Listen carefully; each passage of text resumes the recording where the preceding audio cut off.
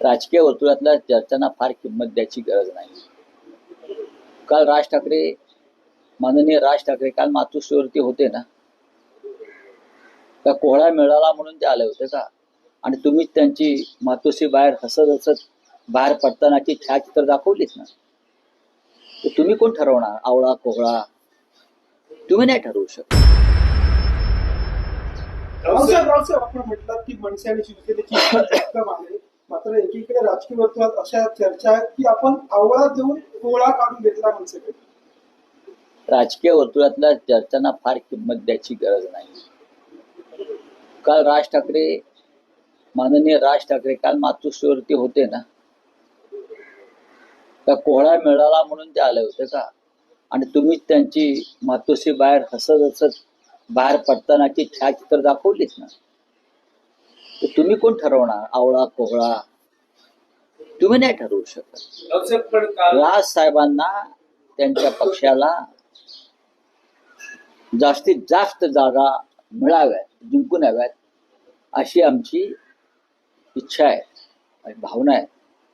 कारण त्यांच्या पक्षाने म्हणजे महाराष्ट्र नवनिर्माण सेनेनं सुद्धा उत्तम जागा जिंकल्या, तर शिवसेनेने जिंकलेल्या जागांना किंमत आहे. तरच आम्ही बहुमताचा आकडा जो आहे तो पार करू शकतो. त्याच्यामुळे आम्हाला असं वाटतं की राजसाहेबांच्या महाराष्ट्र नवनिर्माण सेनेनं सुद्धा त्यांना मिळालेल्या जागापैकी किमान 80% जागा जिंकाव्यात आणि आम्ही सगळे त्यासाठी प्रयत्न करू. काल 2 तास राज ठाकरे उद्धव ठाकरे मातोश्रीत होते. काही प्रचाराचं सूत्र समाजचं नियोजन वगैरे काही ठरलं आहे का? नक्कीच काल आम्ही होतो, राजसाहेब आले. त्याच्या आधी मी राजसाहेबांच्या निवासस्थानी गेलो होतो. आम्ही चर्चा करून मग आम्ही उद्धवजीने निमंत्रित केलं त्यांना की आपण मातोश्रीवर या आपण चर्चा करू. आणि चर्चेचं जे सूत्र आहे ते संयुक्त सभा, प्रचाराची दिशा,